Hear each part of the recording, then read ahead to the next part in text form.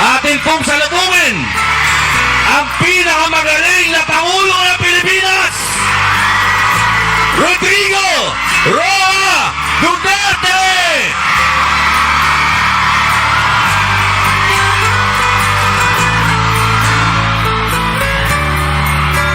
Duterte! Duterte! Duterte! Duterte! Duterte! Duterte!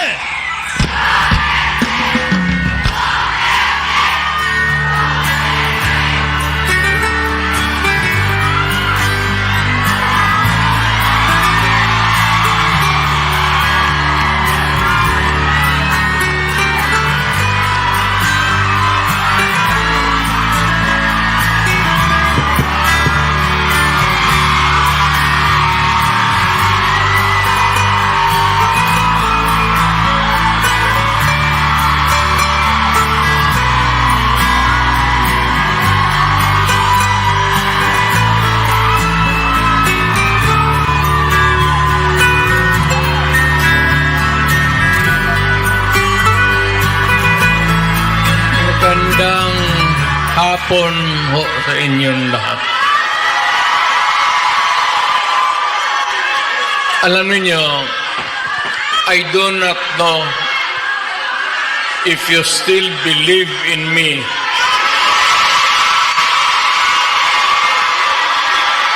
Pero nakatingin ako sa inyo. Ano ko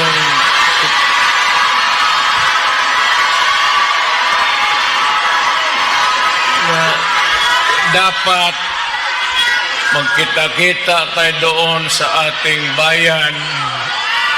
Kaya lang sa sitwasyon natin ngayon, kailangan talaga mapunta tayo sa ibang bayan maghanap buhay. Pero sa akin, the fact that malayo kayo sa pamilya ninyo,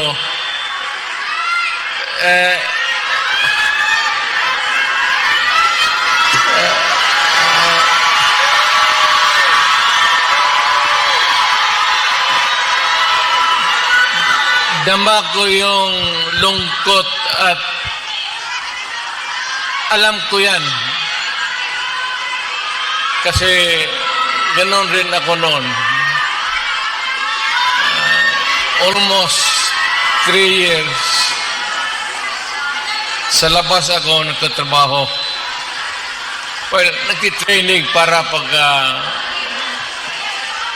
sa koneksyon ko sa pagka-abogado. Kaya OFW, yan ang pinakamasarap na magkikinig ako. OFW, mabuhay kayong lahat.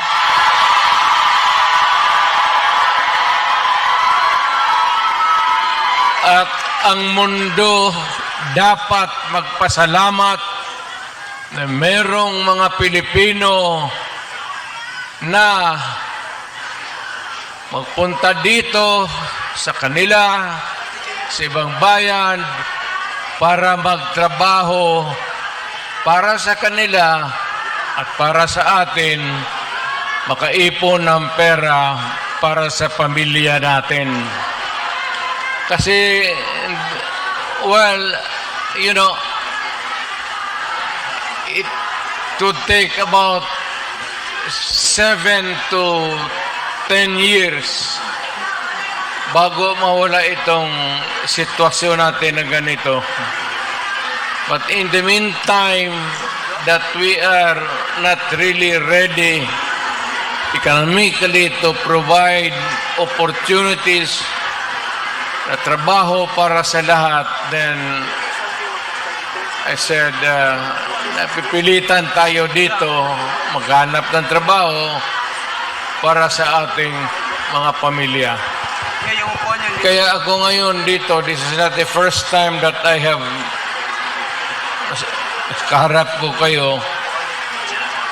tanggapin na lang natin kung ano ang nasa palad natin at magdasal tayo na yung pagod ninyo ngayon dito ang makinabang ang mga pamilya ninyo at ang mga anak ninyo. Mabuhay kayong OFW. Kaya yung lahat ng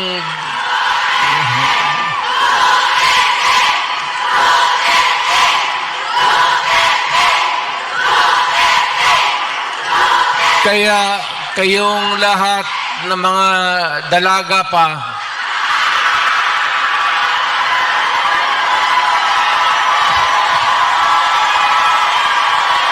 ilan ba kayo? Matagal pa naman ako dito, 1 buwan pa. Pakasalan ko kayong lahat para lumigaya kayo at magkaroon ako ng maraming pera.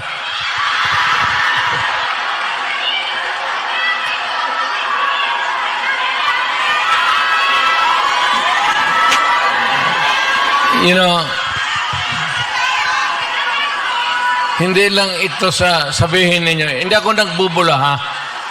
Yung mga taga rito na tumanda na nung nakilala yung pamilya, yung matanda na, yung may karanasan sa Davao noon, alam ninyo yan na ang sitwasyon namin pareho sa inyo. Matagal kaming walang ama kasi abogado siya. Maano pa naman ang Pilipinas noon, ang hanap buhay nasa siyudad talaga. Ang abogado walang silbi dyan pag sa barangay. So, ganun na-experience namin ako, na ang tatay ko, iniwan kami sa lolo pati lola ko at ang tatay ko nagtrabaho sa labas. Ganon, sa labas ng probinsya. So, damang-dama ko talaga yung buhay ninyo. Huwag na yung kalungkutan.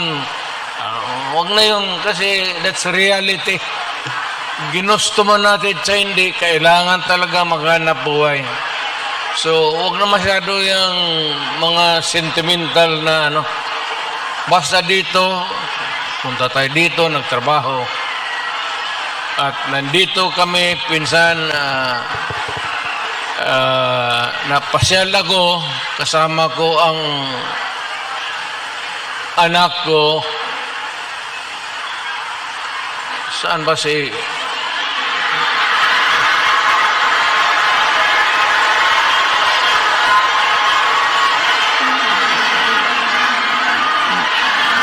May anak ba ako dito sa labas sa inyo?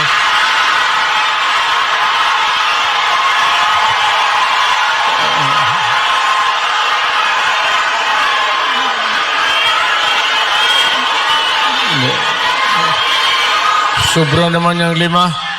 Pagkaalam ko 2.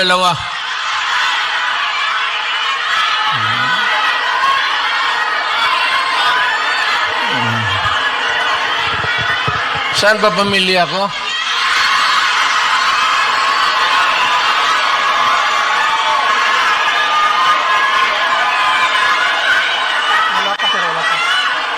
Wala pa si Inday na nakausap, okay na. Ang importante dyan si Inday kasi Inday yung politiko eh. So, mabutit naman. So, anong pag-usapan natin? May pera kayo ibigay? Basit 10 Hong Kong dollars lang. Marang makinaw kitain dito.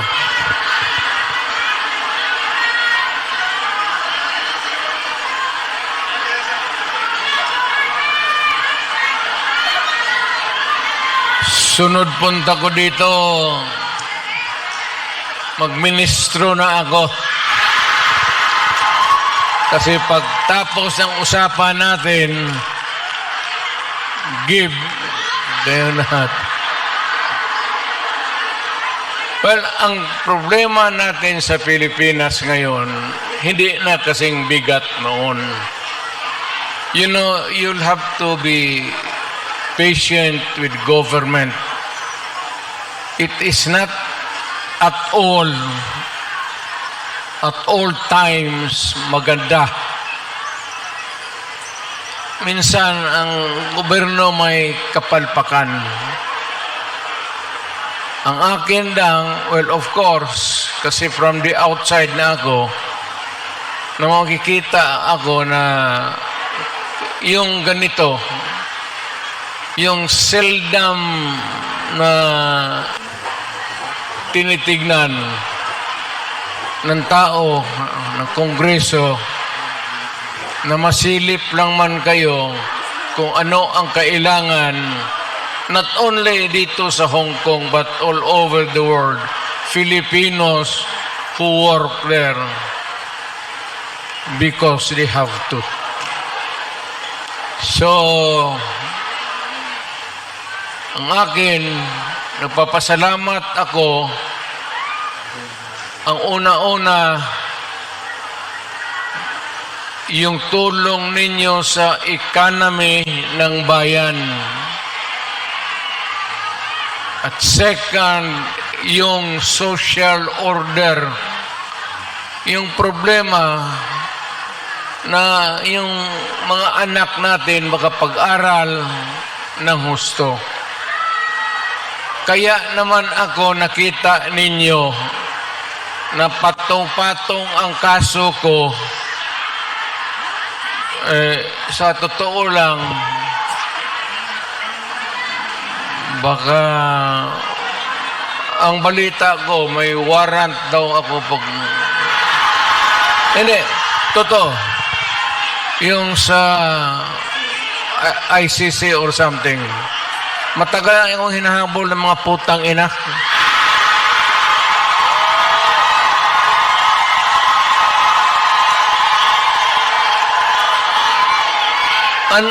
Ano man ang kasalanan ko, na ginawa ko man ang lahat sa panahon ko para may konting katahimikan at mapayapa ang buhay ng Pilipino. Ang problema nito, ewan ko kung ang tingin ng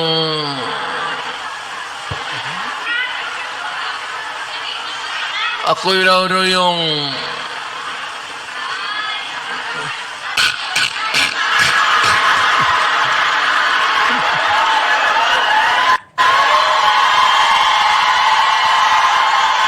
o ganito na lang. Ito ganito na lang. O sabi ko, assuming na totoo talaga yung naririnig ninyo, bakit ko ginawa yan? Para sa sarili ko? Para sa pamilya ko? Para sa inyo at ang inyong mga anak sa ating bayan. Kaya ako man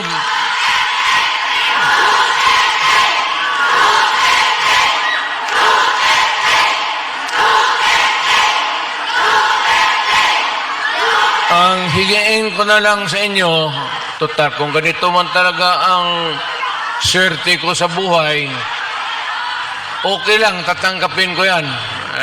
Wala tayong magawa hulihin tayo kung ikulong tayo. Kaya lang, meantime, mag-contribute kayo, baski $5, $10, para paglabas ko sa presuhan, pagawaan ninyo akong monumento katabi ni Rizal. Si Rizal may hawak na libro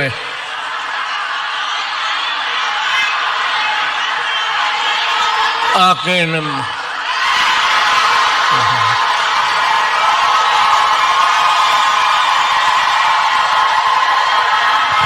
Kaya bakit? Tumahimik ba ang bayan natin kung Pilipinos, hold up dito, hold up. Wala nang ginawa ngayon Tayo mga ayaw ng gulo, napipilitan tayo to confront evil because nandyan sa harap natin. Sino ba naman gustong pumatay? Putang inang yan.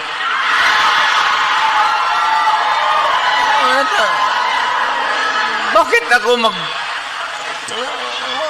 why would I waste my time? Manila, pumapatay yan si Duterte, lumalabas ng gabi, ganon.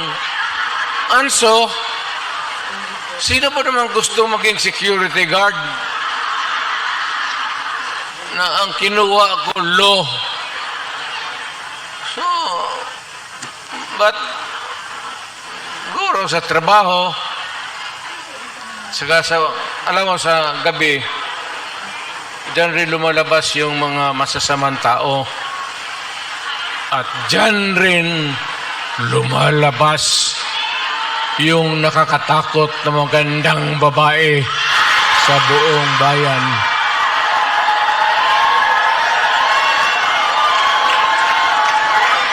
Sino man nakita ninyo maganda sa araw? Nakita?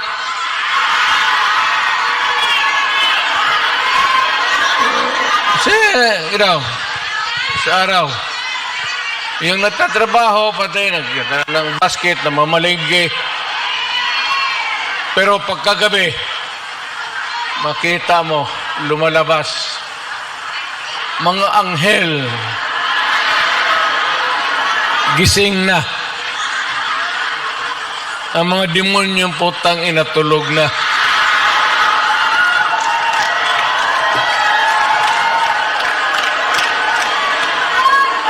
Hindi. Ano na tayo? Seriously now. No, our country is not yet that well off.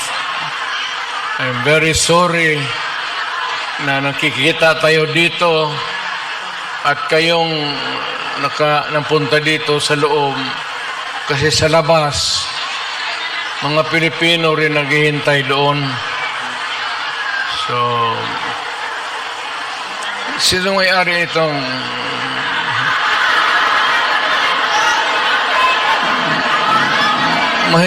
mahinang klase? Siguro contribute lang tayo. Gawa natin third floor for exclusive use. Para every Saturday makita-kita tayo.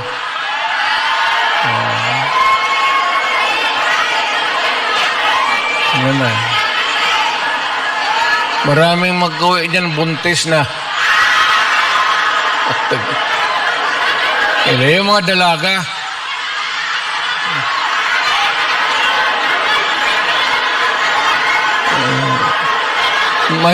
Mahirap kayo ulang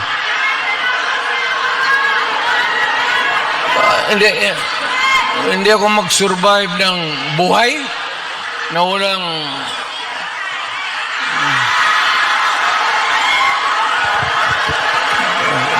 dito pa. Nandiyan ba asawa ko?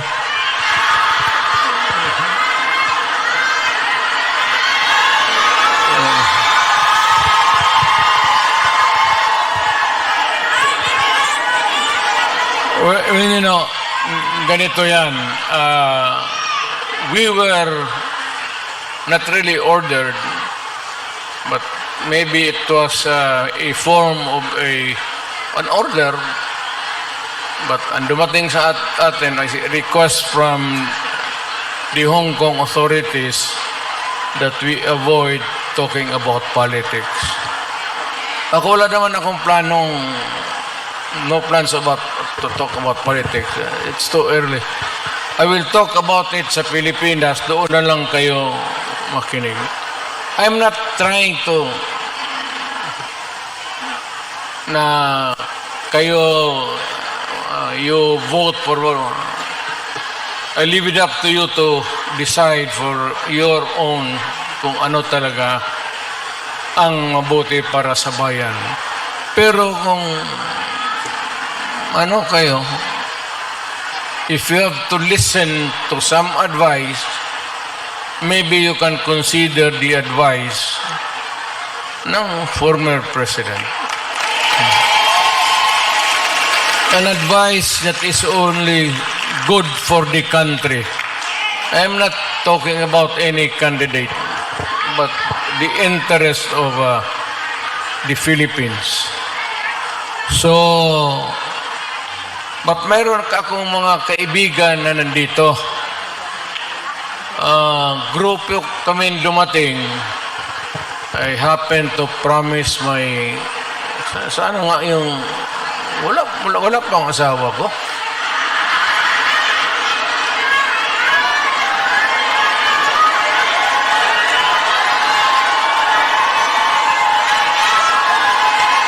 Wala na.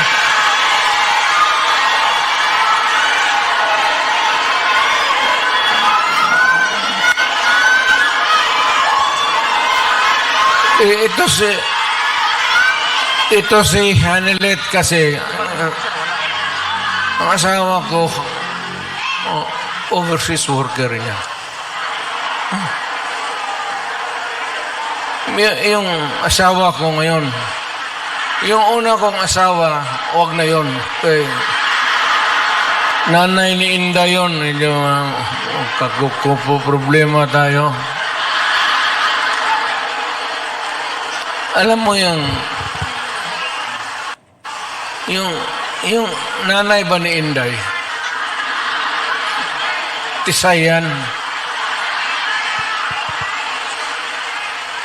Tapos, nakita ko yan sa aeroplano. Stewardess So, hinanap ko kung saan yung bahay. Doon sa Monteverde, doon sa Davao. Pasok ako sa mga bahay-bahay doon. Nakita ko ang gaga. Nagalaba. Hindi ko, ba't maganda ito Tapos sa hagdanan ako sa kabilang, sabi ko, Miss, labandera ka?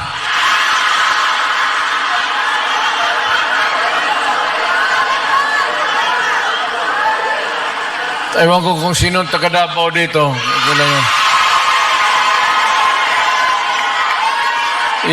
yung hagdanan nila may nung nahalata ng nanay si Puring mother-in-law ko inilipat yung aso doon sa hagdanan. Tang ina hindi ako makaakyat. Kaya hiningi mo ano lang yan yung anong tawag yan? Pukpok sa Bisaya.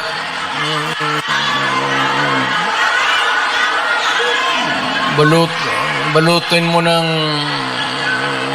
karne, tapon mo doon. 2 araw, ang aso nila 2 araw na ako na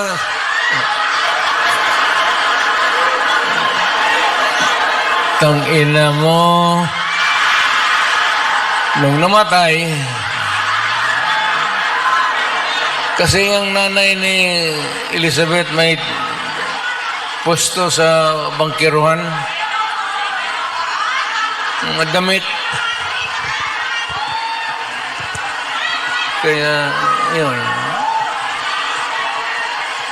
Ito naman si Elizabeth. Mahaba ng istorya. Pero basta tinanan ko. Dinala ko sa Digos. Kasi nung na high school ako, nag-abot ako ng Digos. 7 years ako sa high school eh. May graduate school na doon. Umabot talaga ako ng Digos, putang ina. Doon ako nag-graduate. Sa bagay, sa totoo lang ha, hindi ako nanggayabang. Nothing to be proud of. Nothing to... Alam ba ninyo, ang presidente ninyo, 7 years high school. Oh, taga-Davao, alam mo, alam. Tignan mo ako, sinong mahusay sa lahat?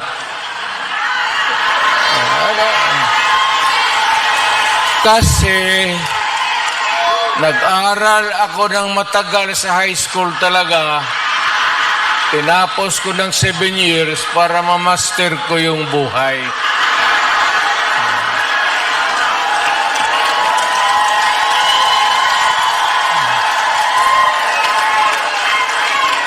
Ngayon, noon nagpunta ako dito, punta kami ng pamilya, wala kaming kilala.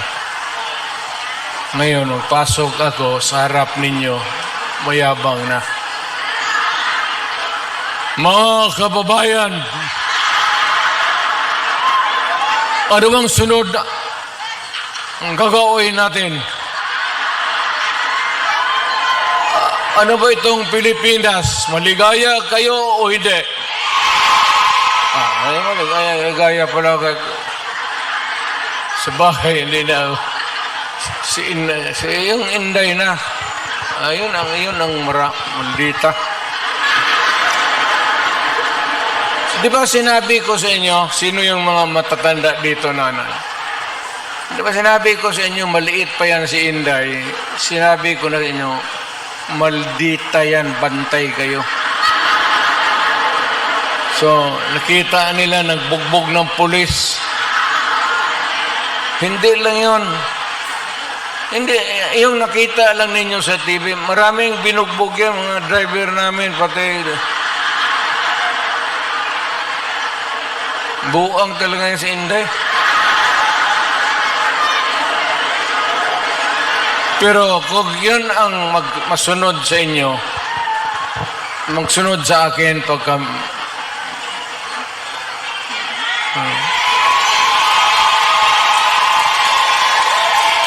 maswerte kayo kung yan ang magsunod sa akin. Kasi malapit na tayo talaga sa gira. Mamili kayo ng kalaban. Hindi, ano yan si Inday? Bright, smart, pero mainit ang ulo.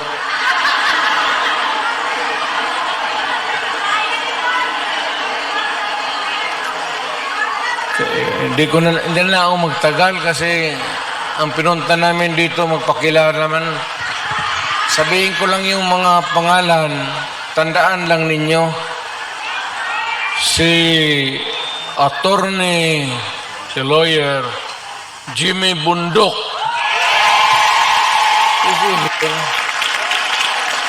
Ayan, nandito pala eh. Then we have General sa Philippine Constabulary ito, PPC. General Ronald Bato de la Rosa. Hinuli ng pulis. Pulis yun, nila. Tapos ang sunod, patron ito. Patron ito. Yung iba may mga medalya pa. Si Christopher. Saint Christopher. Senador para.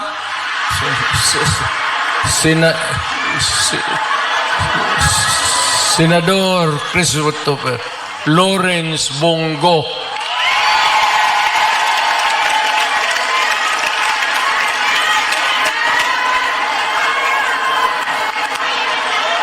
Ito yung si Bongo, noon po, the longest time nakikita ninyo, Mayor, ako, ito yung aide ko.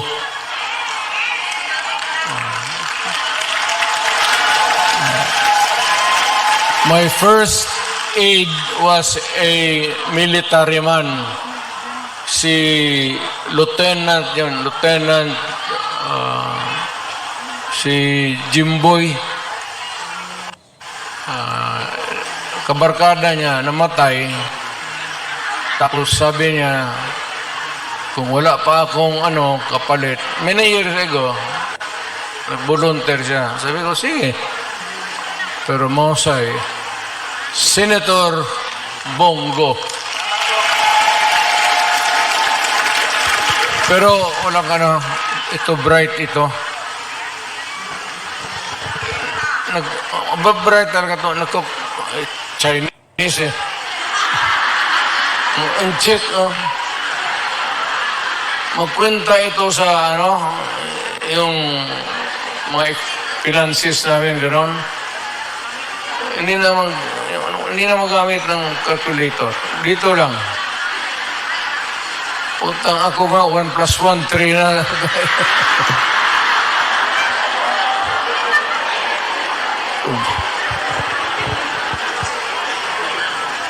Tapos may isa to. May ari ang mga ilunggo dere. Damo. Si Attorney J.V. Inlo, Western Visayas. Well, actually, ang Western Visayas, walang representation. Wala talaga. So, baka you might think it over at magbigyan mo. Then we have Attorney Raul Lambino. Pangasinan kasi, no? Ilocano to. Sino Ilocano dito? Okay nam.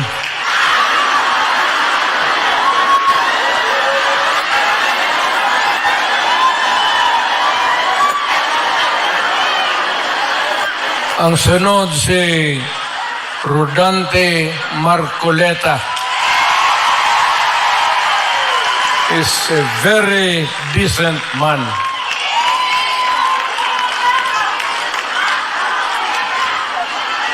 Sinong iglesia dito?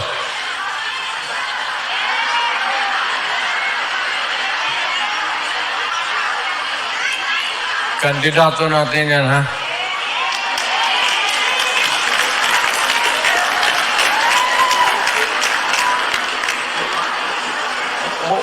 Mudahan si Pastor.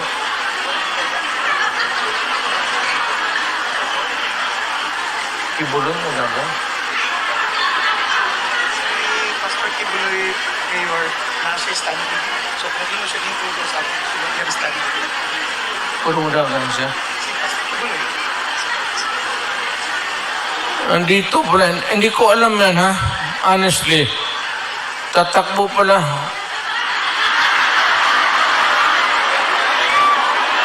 Baka naglakad ito kasi hanggang ngayon wala pa. Di ba siya yung kaharap ninyo palagi? Pastor Apollo Kibuloy.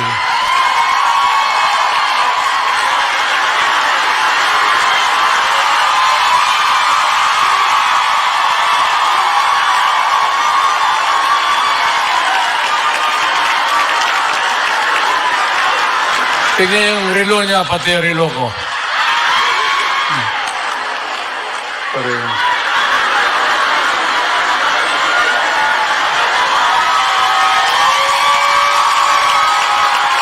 At least si pastor, pag humawak siya sa dibdib niya, kaharap kayo, yung pag-ibig niya yan para sa lahat.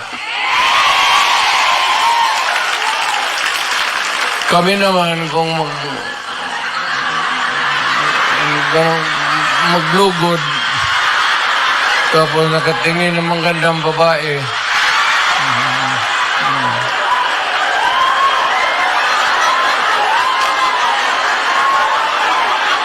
gano'n nga.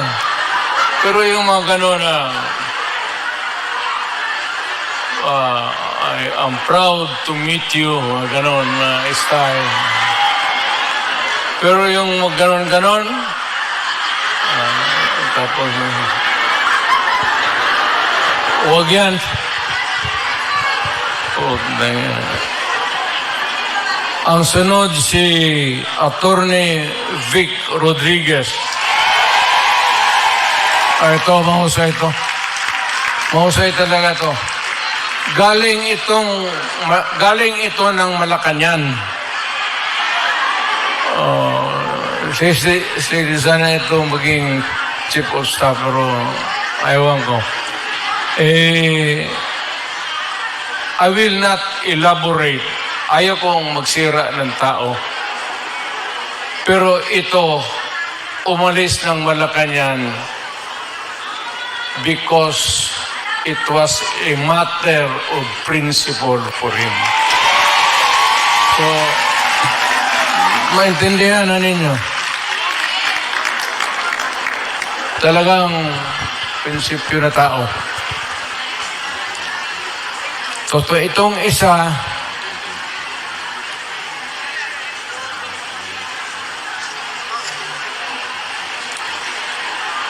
gusto magdagdag ito ng babae sa buhay niya.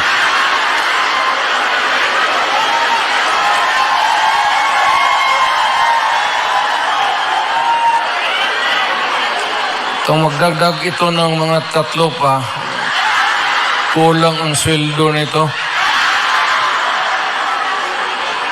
Si Epe sa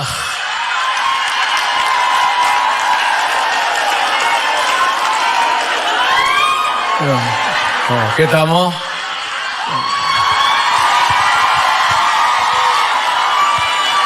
Basta yung magganyan-ganyan.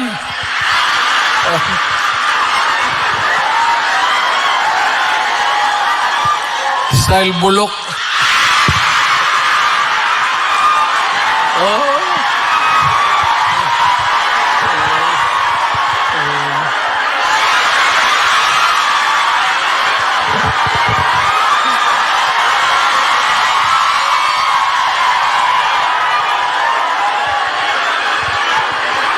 Totoo.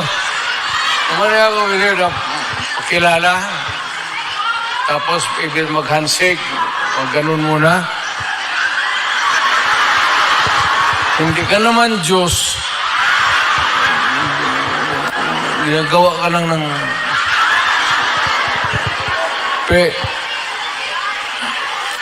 Ibahin mo... Ibahin mo na yung style mo. Bulok na yan.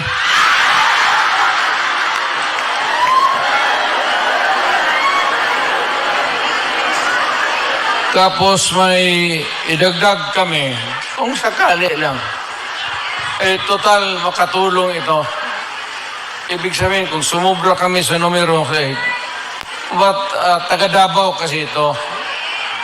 At hindi naman namin mapigilan kung tumakbo. Nandito, hindi ko naman hiyain. So, isasali ko na lang rin baka. Doktor ito. Pero, ang balita ko, mga 8 na pasyente niya namatay na.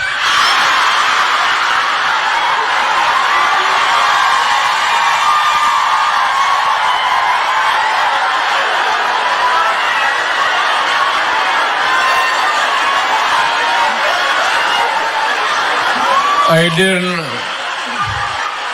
mali yung medisina binigay niya o pinatay niya kasi ayaw magbayad. Dr. Mata.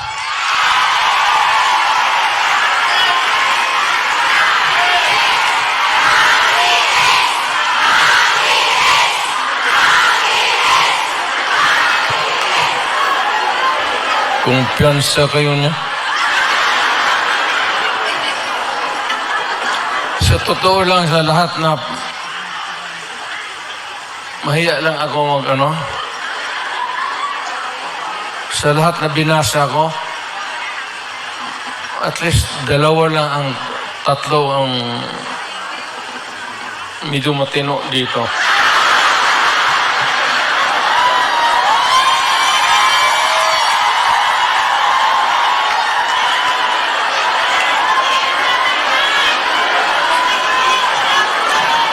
Ang hindi ko talaga masiguro itong si Bongo.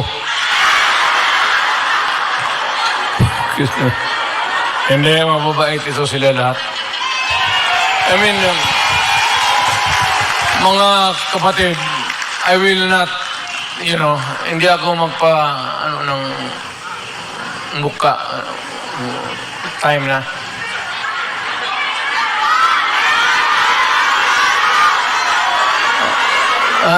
Ikaw yung manager dito? Ito yung mag-protocol, Mayor, na si Robin Padilla sa Directive Body. 20 minutes.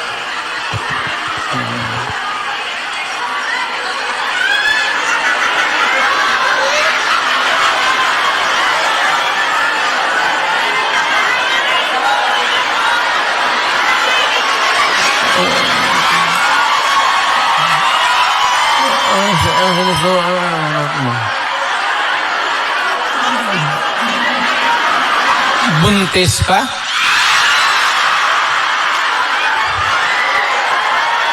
Imposible naman. Surat mo nga ulit.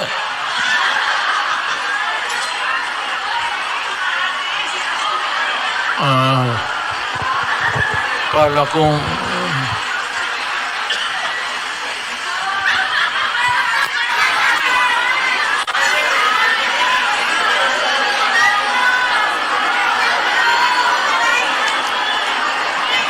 tayo dahil kong babae. Kaya ka litsi-litsi yung buhay ko. Paski ng presidente ako. Dahil sa babae. Kasi maraming bisita dyan sa Malacanang noon. Tapos may makita ako babae na maganda. Unahin mo yun. Bakit magreklamo mo? Iyak. Pinabuntisan ako ng gwardiya mo sa... Ang ina. Dito tayo sa party list. Si Harold Duterte.